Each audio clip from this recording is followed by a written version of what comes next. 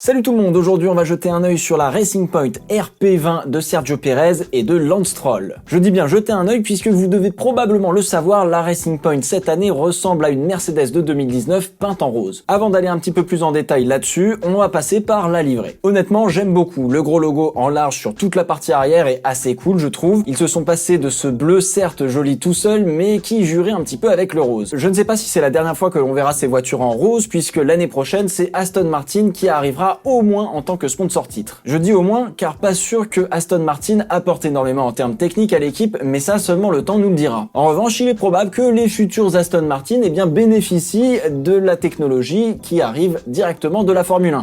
Et ça c'est pas mal.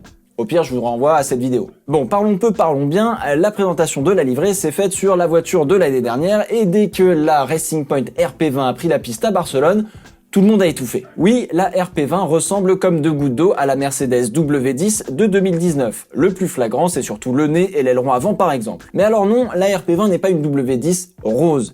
C'est un petit peu plus, c'est une version B de la W10, toujours en rose. C'est pas juste un CTRL-C, CTRL-V, un peu plus. En fait, grosso modo, ça aurait été cette voiture que Mercedes aurait sortie si jamais, en fait, ils s'étaient tourné les pouces pendant l'hiver. Mais manque de bol, ils se sont pas tournés les pouces. Donc du coup, ils ont fait une W11. Et Racing Point a pris donc des photos, ils les ont analysées et ils ont tenté de comprendre le concept aérodynamique de Mercedes, puis ils l'ont reproduit. Et ça reste très fort et c'est tout à leur honneur. En fait, on peut savoir que c'est pas vraiment un copier-coller juste en regardant la voiture passer quand vous êtes en bord de piste. À Barcelone, la voiture bougeait pas mal sur les phases de freinage et c'était pas le cas de la Mercedes W10 de l'année dernière. Mais la RP20 a exactement la même réaccélération fulgurante de la Mercedes de l'année dernière. Et honnêtement, il faut l'avoir roulée en vrai pour pouvoir s'en rendre compte. À la télé, malheureusement, on manque beaucoup d'informations par rapport à un bord de piste ou même à une tribune. S'ils avaient simplement fait un copier-coller sans trop se poser de questions juste à partir de photos, il aurait fallu que la voiture soit exactement comme la W10 au dixième de millimètre près, ce qui est très compliqué.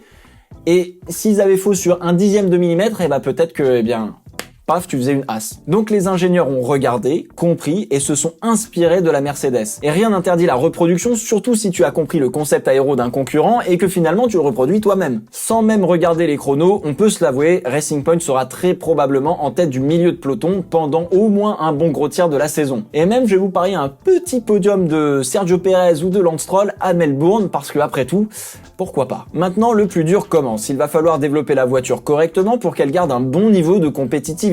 Mais si les ingénieurs ont déjà compris la philosophie et les concepts aéro de Mercedes, derrière, forcément, pour développer une voiture, ça devrait être pas si difficile que ça. Mais attention, on peut toujours faire des erreurs. Mais quelle est la réflexion derrière cette Mercedes pas grise? Depuis plusieurs années, Racing Point ou Force India, comme vous voulez, suivait plutôt la philosophie aéro de chez Red Bull, notamment avec le fameux gros rake. Cela ne marchait que moyennement et puis l'écurie était en péril financier avant l'arrivée des Stroll, donc ils faisaient avec ce qu'ils avaient, on va dire. Puis un beau jour, les gars se sont dit mais attends, on est en train d'utiliser la même soufflerie que Mercedes. La soufflerie, elle est calibrée sur leur concept aéro, et donc nous, quand on arrive, on est obligé de tout recalibrer à chaque fois. Vu qu'on utilise une boîte de vitesse et un moteur Mercedes, est-ce qu'on partirait pas sur une philosophie aérodynamique Mercedes? Ah ouais, pas con putain. Bon, c'est un petit peu plus compliqué que ça en vrai, mais vous avez l'idée. Donc les gars sont repartis d'une feuille blanche pour 2020, ce qui représente tout de même un certain risque, surtout si la bagnole, une fois posée sur ses 4 roues, ne fonctionne absolument pas comme prévu. Bon, visiblement, ils n'ont pas de problème de ce côté-là pour le moment. Mais ce risque vaut la peine d'être pris puisque la voiture ne fera qu'une saison avant de repartir une nouvelle fois d'une feuille blanche pour 2021. Donc autant tenter le tout pour le tout et on verra ce qui arrivera en 2021. Racing Point comme Haas ou AlphaTauri finalement peuvent être considérés comme des écuries B, de gros top teams de la Formule 1. Certains trouvent que ce n'est pas vraiment dans l'esprit de la F1 en soi, alors que d'autres finalement trouvent ça plutôt cool et iraient même plus loin dans le concept. Mais encore une fois, ça c'est un autre débat et ça fera l'objet d'une prochaine vidéo. En attendant, portez-vous bien, ciao ciao.